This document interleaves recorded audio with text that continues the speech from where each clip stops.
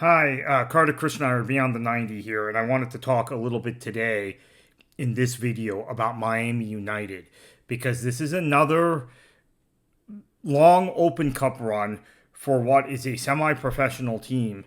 In 2018, they defeated two professional teams from the state uh, in what were kind of derby matches. Miami FC, I'm going to show you the walkout from that match. I was working for Miami FC's owner, Ricardo Silva, at the time. I was not working directly for the team actually at the time of that match, although that would change in the next few weeks after that match. Partly as a result of that match. I don't want to get too deep into it, but was working for the owner on some other projects at the time. So that um, that match catapulted Miami United to a run where they defeated Miami FC, Jacksonville Armada, and then had a very competitive match against Orlando City of MLS until their best player that year, in my opinion, or one of their best players, maybe Tomas Granito was their best player, but their other best player, David Ochoa, got injured. A really horrible injury in that match, and they lost. But they have an incredible U.S. Open Cup pedigree under their owner, Robbie Sacco, who, and this is an advertisement from their Open Cup game against Boca Raton FC in, I believe it was 2017. That was a really competitive match.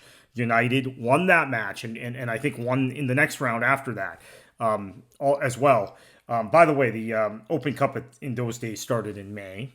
It now starts in March, so that has a lot to do with the Leagues Cup and MLS pushing the calendar up because they've forced Leagues Cup in. But now Tony Iafrate is the GM also at Miami United and putting together a squad to make this cup run. But let me talk a little bit about their owner, Roberto Sacca, because he started this team in 2012.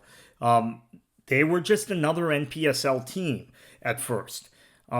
But there was a level of investment and a commitment from the owner that you don't often see at this level of soccer, particularly in Florida. Right, there are some great semi-professional teams in other parts of the country, but you don't see this in Florida, like the consistency that Roberto has put into this team. This is the walkout. This is that night at Florida International. Where Miami United beat Miami FC 3-1. At the time, Miami FC had the highest payroll, probably. I mean, we don't have published accounts comparing teams, but probably had the highest payroll of any team that was not in Major League Soccer. In fact, may have had a higher payroll than some MLS teams, quite frankly, at that point, like Chicago, for instance. So they win 3-1. They then beat Jacksonville in the round after that. They have some more Open Cup success, right? And I should mention prior to that, in 2015 and 2016, they went deep in the NPSL playoffs, but ran into Chattanooga, who have been an elite team forever, right? At that level, so they lost those matches, and Chattanooga went on to the national championship game both those years. They get revenge this year, going to Chattanooga. First round of the Open Cup. Chattanooga now is in a full-fledged professional league, right? They're in MLS Next Pro. They've been in NISA for a couple of years prior to that. This is their fifth season as a full-fledged professional team. And Miami United beats them up there. And the 1-0 scoreline was a little flattering to Chattanooga, quite frankly. So anyway, this day in 2018 really catapulted them. I mentioned 2015, 2016. They were very good in NPSL. They were an Open Cup those years too. They generally would win their first round game if they played another amateur team, like that match against Boca Raton FC that I mentioned in 2017. And so they go on a run in 18. They raise awareness. You think it might be a one-off thing, but it wasn't. And Miami United has since left NPSL. They're playing in local leagues. They played in UPSL for a few years. They're playing in local leagues now, yet they're still put together a squad that has beaten two professional clubs this Open Cup in the first two rounds. These are some scenes from pregame yesterday against Club de Leon. So they beat Club de Leon of Niza, who I think is going to be a pretty good team in Niza. I think Club de Leon has an opportunity in the Eastern Conference of Niza probably to to challenge Michigan Stars at the top of that conference. I think they might win at Club de Leon. So they beat a good third division team yesterday. Beat Chattanooga, a really good third division team, 2 weeks prior. And now they're going to face Memphis 901 FC. We're going to have plenty of time to talk about that.